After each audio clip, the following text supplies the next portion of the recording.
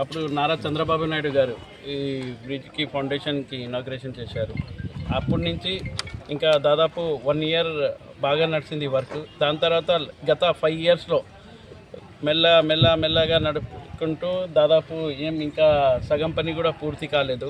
ఖచ్చితంగా మేము ఈ 1 ఇయర్ లోపల ఈ బ్రిడ్జ్ మేము ఎట్లన్నా ఈ నందమూరి నగర్ వాళ్ళకి కానీ వైఎస్ఆర్ నగర్ వాళ్ళకి కానీ అప్పుడు మనం హామీ ఇచ్చినాము, ఎంత వీలైతే అంత తొందరగా ఈ బ్రిడ్జ్ కంప్లీట్ చేస్తామని.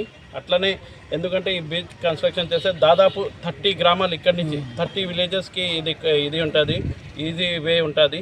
దానికోసం మేము ఈరోజు వచ్చినాము, దీనికి ఇన్స్పెక్షన్ చేసినాము. దానికోసం మేము కాంట్రాక్టర్ గారు కూడా చెప్పి ఎంత వీలైతే అంత తొందరగా ఒక పరుగు గారికి కూడా చెప్పి వాళ్ళు కూడా పర్సనల్ ఇన్వాల్వ్ అయ్యి, ఎందుకంటే మా స్థలాలు కూడా ఉన్నాయి, నాన్న అప్పుడే చెప్పినారు, అక్కడ కూడా మా 14 సెంట్ భూమి అక్కడ ఫ్రీగా ఇస్తారని చెప్పారు. దానికోసం ఖచ్చితంగా నంద్యాల ప్రాంతం కోసం, నంద్యాల డెవలప్మెంట్ కోసం మా సొంత ఆస్తులు ఎప్పుడు ఇది చేసాం, ఇప్పుడు కూడా మనం ఖచ్చితంగా చేసి కంపల్సరీ ఈ 5 ఇయర్స్లో నంద్యాలకి చాలా డెవలప్ చేస్తామని కోరుకుంటూ సెలవు. జై హింద్, జై తెలుగు.